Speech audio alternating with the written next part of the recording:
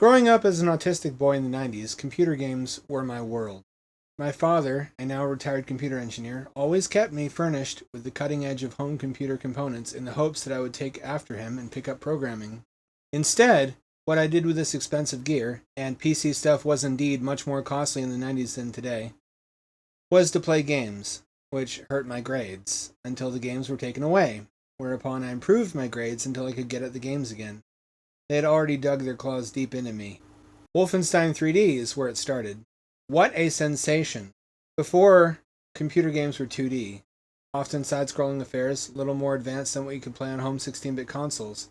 But here was a fully realized three-dimensional false reality, rendered before my eyes by my own PC. Those who did not live through the jump to 3D don't fully appreciate what an impact it had. People went crazy for it. They scorned even very beautiful and well-made 2D games as obsolete. Even Sony prevented their localization to the US because it made the PlayStation look weak to US gamers. I was under the same spell as everyone else. Gaming had suddenly transformed from a hobby and a fleeting distraction from bullying at school into proper escapism with limitless potential. A false reality I could put myself into, where I had more control over my surroundings and was empowered to solve my problems. Empowerment in Wolfenstein 3D meant guns. Likewise with Doom and Quake after it, the player is thrust into a position behind a gun immediately upon entering the world. It's inescapable.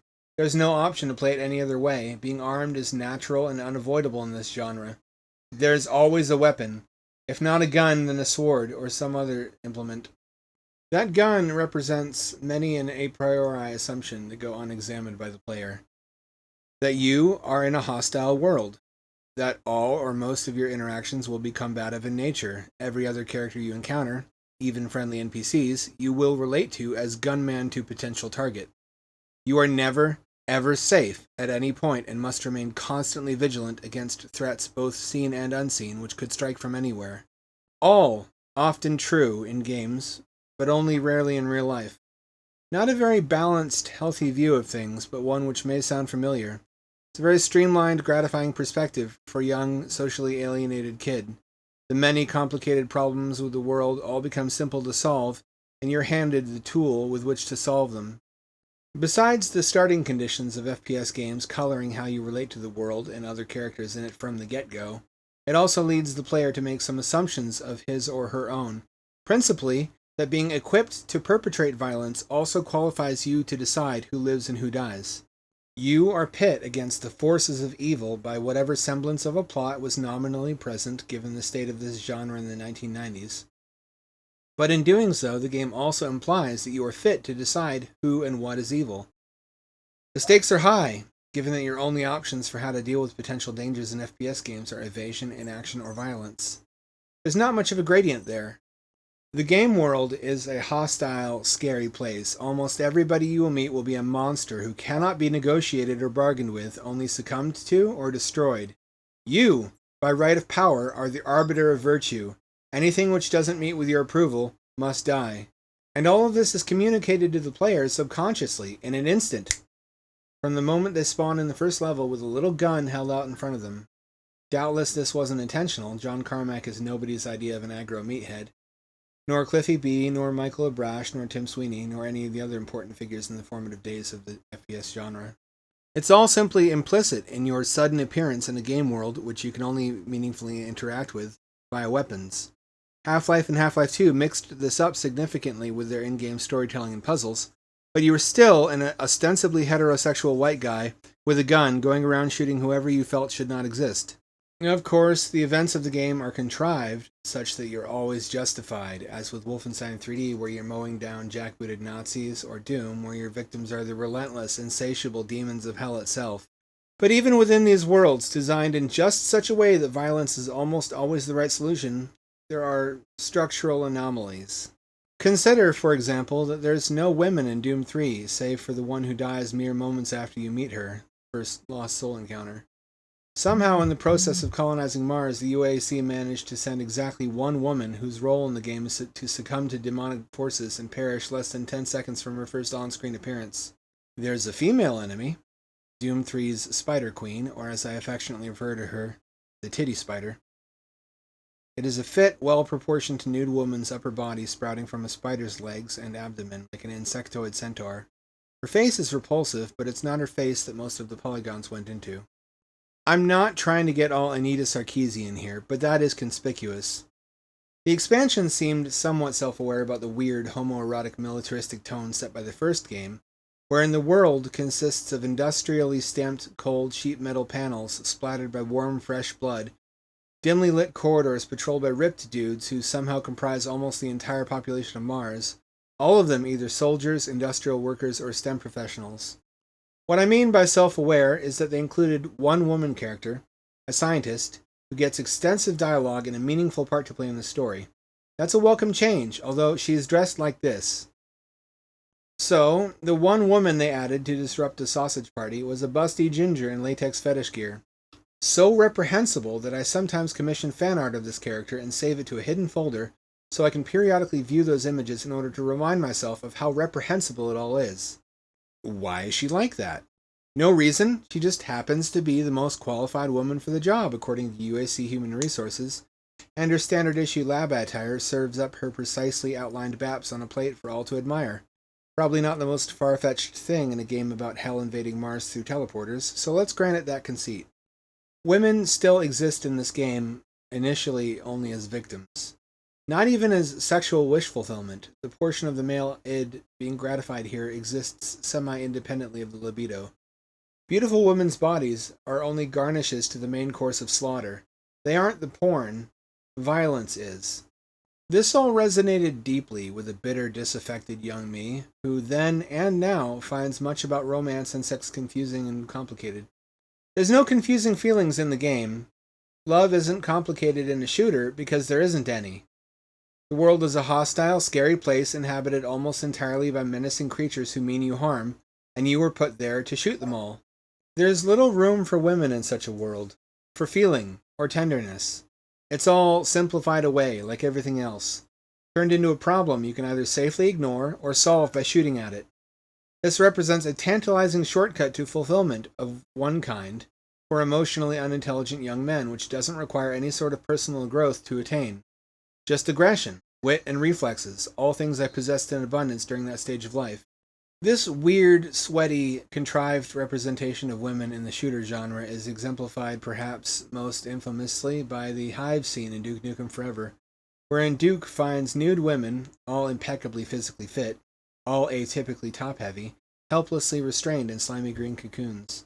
They are there to be inseminated unwillingly by the grotesque facehugger-like impregnators, or mercy-killed by Duke, but not before admiring all the hard work that went into modeling and animating their glistening, damp, feeble, writhing naked bodies.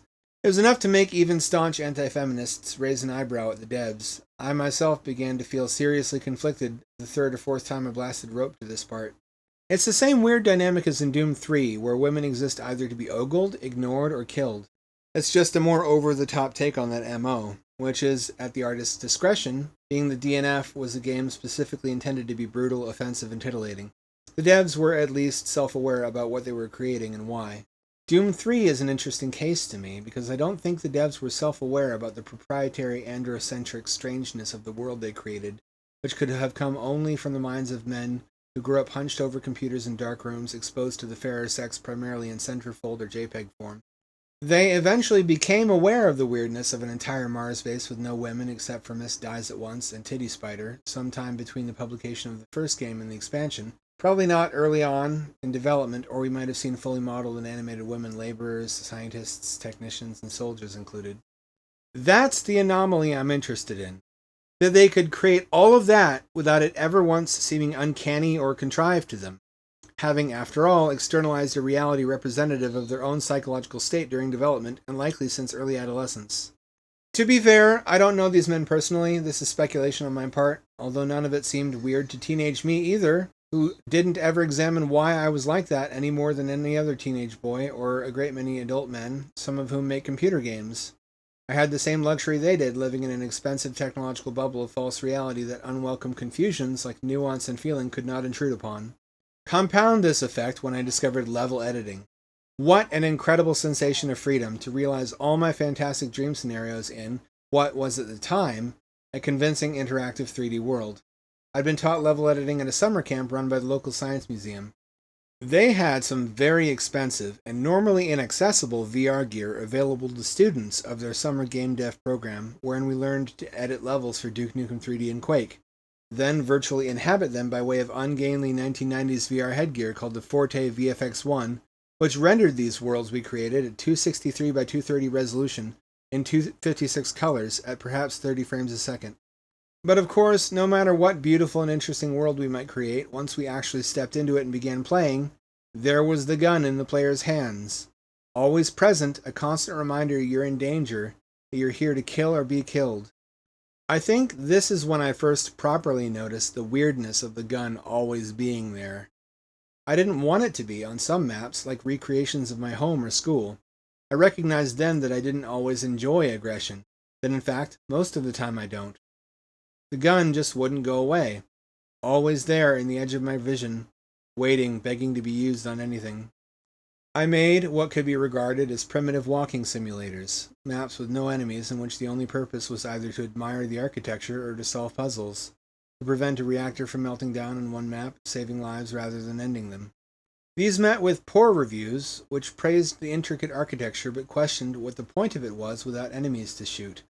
Somebody asked if I'd simply forgotten to put any in there before I submitted the map for review. This was many years before the likes of Dear Esther or the Stanley Parable made walking simulators a thing that people voluntarily sought out on their own merits. So I put monsters into the next map, and all the others after that. I would disable them when playing it myself, as I just wanted to admire my own handiwork. The monsters and the guns and the other nonsense just got in the way of what I loved about creating game environments to begin with. I turned to making deathmatch levels in part because they were almost purely architectural. Consideration had to be given to item placement, level flow, and so on, but there were no monsters. Deathmatch levels were like pristine cathedrals, forever immaculate monuments to the level editing prowess of their designers. These beautiful, abstract places are where I spent many a sleepless night, fragging buddies from school. 2 or 3 energy drinks in, my pupils wide as dinner plates, my heart throbbing like a hummingbird as my overclocked brain tracks multiple moving targets, dispatching them with quickly but precisely placed insta-give beams. They explode in rapid succession, each blossoming into a fireworks display of rich, red viscera. It all feels something like what I imagine hunting is like for cats, a very complex brain normally, suddenly narrowed in scope, fixated on the goals of hunting and killing. Everything else goes away.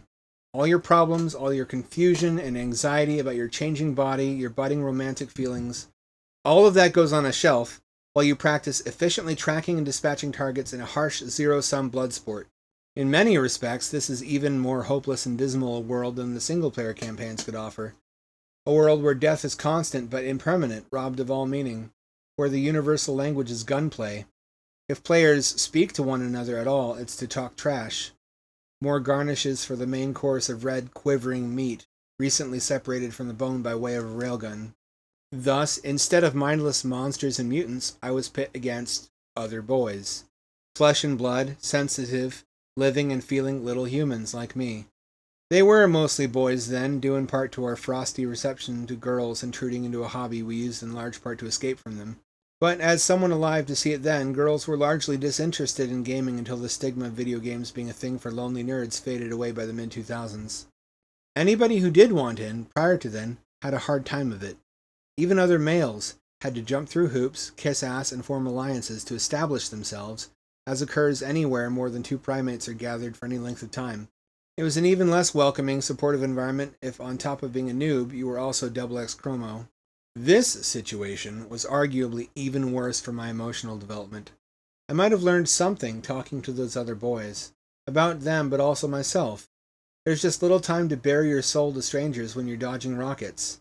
Instead, my after-school escape closely resembled an even harsher version of the pecking order at school I played games to escape from. You have to be perfect all the time, or die trying, aware of every possible threat and every possible direction it might come at you from. As if I wasn't already anxious. You're explicitly ranked by KD ratio at the end of every match so everyone can see who made the cut and who wasn't good enough. It's like middle school PE dodgeball, but with explosions and more blood than usual. The saving grace was that here, I was finally recognized and rewarded for something I was good at. Where at school I was constantly found wanting because it was a different sort of proficiency I was being evaluated on. So I turned away from reality, delving instead into fantasy. A choice everybody makes at some point. An easy one for me, which I never looked back from despite the ironic folly of escaping a world of elitism and recreational cruelty for an artificial world of elitism and recreational cruelty, just because I ranked higher in one than I did in the other. Understandably, there was some glimmer of recognition in gray-haired politicians that raising a generation of kids on these games might not result in well-adjusted adults. But gamers, fiercely protective of their sorely needed escapism, fought back with infectious ridicule that eventually settled the matter of violent video games in the court of public opinion. It was much ado about nothing. While it's certainly true that there's no concrete causal link between playing violent video games and committing real-world violent acts, a canard that was and is absolutely as ridiculous as skeptics made it out to be, we are nevertheless influenced in many ways, some of which we're not consciously aware of by the media that we consume. I don't think you can ever consume anything without being transformed by it, even if you don't realize it's happening. It's like when you're eating a sandwich. The proteins, the minerals, the amino acids get integrated into the molecular structure of your body. They become part of you, brain included. That's why they say you are what you eat. I'm only adding to that the same holds true of sights and sounds and other stimuli and thoughts and concepts. That shouldn't be controversial. It's widely accepted to say that watching the news all the time will make you a nervous wreck because they disproportionately focus on the bad in the world, but suggest that design choices in a popular genre of games might warp the still-forming worldview of young, disaffected teens, and out come the keyboard warriors to defend their hobby, and mine, accusing you of being a pearl-clutching neo-Puritan. I don't think violent depictions in media should be banned or censored. I generally think banning stuff is a last resort, not the first resort it's often treated as by people whose only tool is a hammer, such that all the problems in the world appear like nails. What I do think is that the stimuli you surround yourself with, day in, day out, exert a sculpting influence on you, on your mindset, how you conceive of yourself, the world, and how one of those relates to the other. What is your personality, after all, but accumulated experience? Sensory intake recorded as memories which alter and inform how you interact with the world going forward. Because the conscious mind is like a sponge, always absorbing whatever information is around it. Surround yourself with upbeat, encouraging, bright and colorful art, music, movies, and games when you're down, and it's likely to improve your mood. But surround yourself with negative, drab, dreary things, even if your life is going well and you have no reason to despair. Pretty soon, you may notice it beginning to drag you down. This is not really saying anything other than humans are suggestible creatures, and that not all influences shaping us are doing so at the conscious level. I noticed this when I began to write fiction. It was soon pointed out to me that none of my stories had happy endings. They always ended with the protagonist discovering that not only were they doomed, but they were from the start, having realized too late. A good 90% of my body of work is horror, probably non-coincidentally.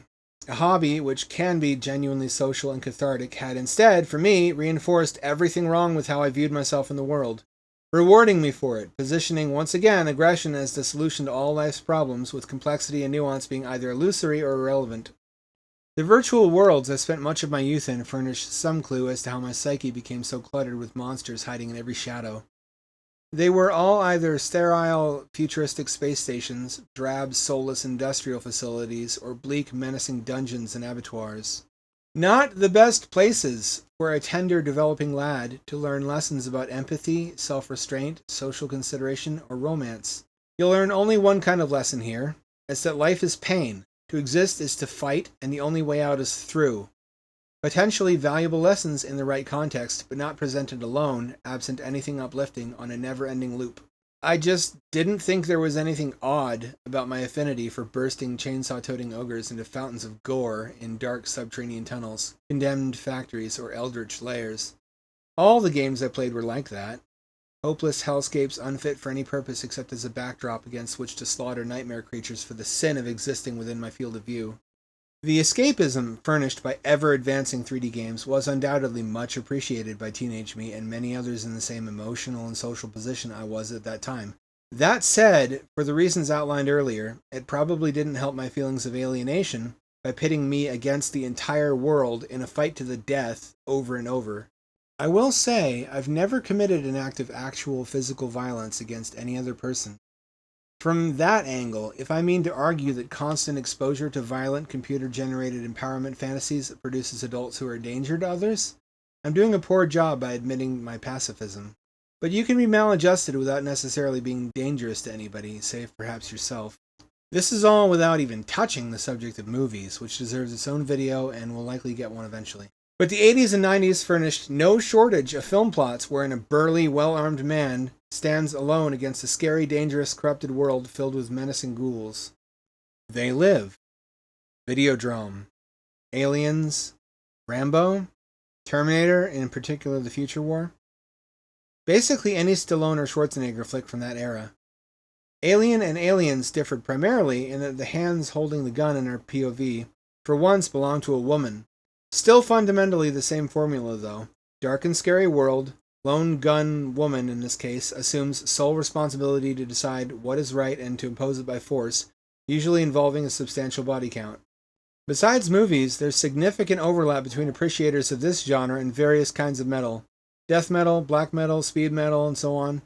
Not as a causal factor, again, but as yet more grim and brutal art glorifying fire, hatred, and speed, which someone already in that headspace might surround themselves with. In doing so, inadvertently reinforcing and perpetuating the mindset that they're alone in this life, with the odds stacked against them, beset on all sides by enemies and damned from the start, with no choice but to wage a one-man war on the world. I've not gotten into it until now, but perhaps you can see how someone with this mentality could show up to a protest with a firearm thinking that will improve the situation. Or seize a city block and declare it a lawless zone. Or riot at the Capitol thinking there will be no consequences because you're the main character. After all, you're doing what you're supposed to, standing up for what's right against what seem to you like inhuman enemies. Everybody fighting you is just there for you to defeat on your way to a well-earned reward and accolades for being the hero of the story. This also furnishes some possible glimpse into the minds of school shooters, overwhelmingly young white males from middle or upper middle class homes. To be clear, I don't think you can establish a clear causal radicalization pipeline for school shooters that includes violent video games as a necessary component, but it's conspicuous how often they're present in the shooter's life. Eric and Dylan's Doom wad based on their school, for example. Rather than being what motivated their violence, I suspect it's more of a symptom or a comorbidity. The same real-life stresses that motivated their atrocities were likely what they used computer games to escape from. Their choice of games was influenced by what they were already feeling rather than the reverse. Right up to the line where actual violence occurs, there's little in the popular culture to tell aggressive, alienated young men that they're on the wrong path. They live in a country with a rich and storied history of military adventurism, a military which at one time actually produced its own FPS game as a recruitment tool. Admonitions to gentleness, humility, and common humanity ring hollow when you read in the news that the president sent a fleet of drones to blow up a wedding because somebody in attendance was on their shit list. Which president do I mean? Take your pick. Now there's a highly visible exemplar of individual success using violence to solve problems with great efficacy. The collateral cost, one of those irrelevant confusions to be put on the shelf. What works for successful men must surely be the right answer to life's problems. This is a very old sales pitch that in recent years has found an increasing number of takers. A movement now, which we've not heard the last of. Men, and no small number of women, who feel that capacity for violence is still a core component of male identity and value, though in the modern world there exist vanishingly few circumstances where violence can be employed constructively, except to stop other violent dudes.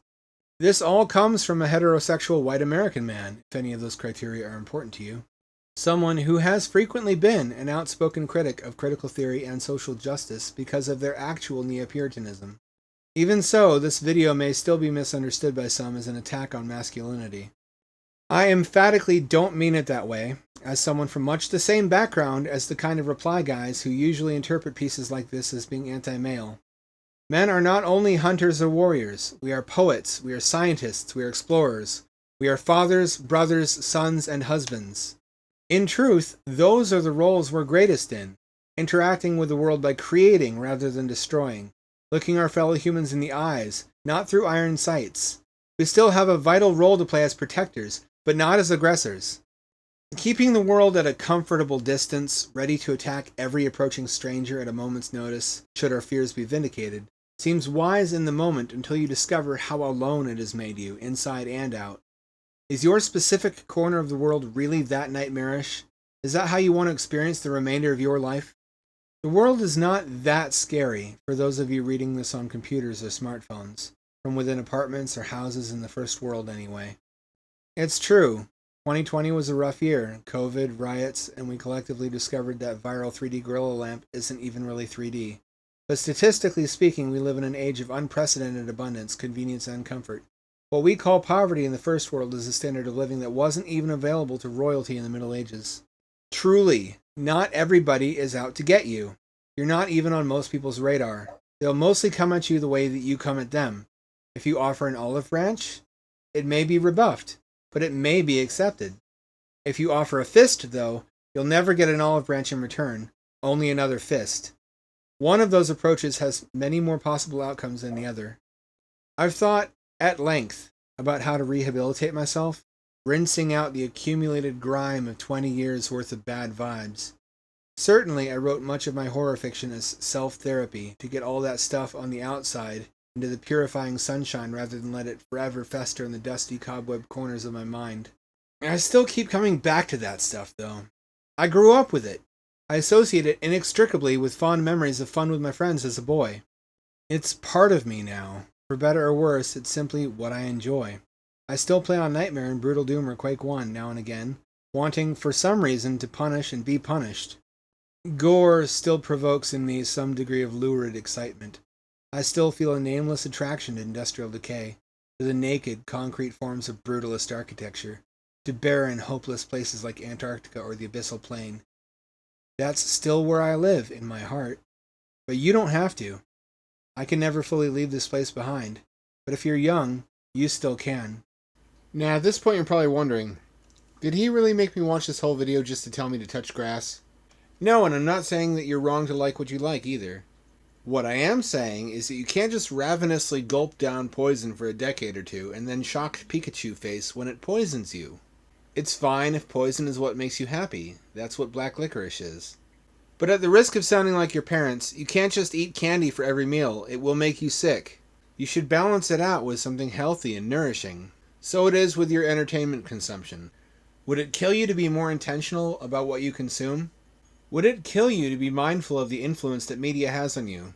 I know it wouldn't kill you to watch something funny or uplifting once in a while, you gloomy bastard. Anyway, I take my slumber now, to dream, as I often do, of stuff best confined to dreams. Endless networks of cement corridors lit by flickering bulbs. Things that wait, perched in high, out-of-the-way crevices, patiently surveilling the tunnels below for passing meat. My little cat has also become insistent that we retire to bed. Whereupon, being a cat, she will also most likely dream of violence.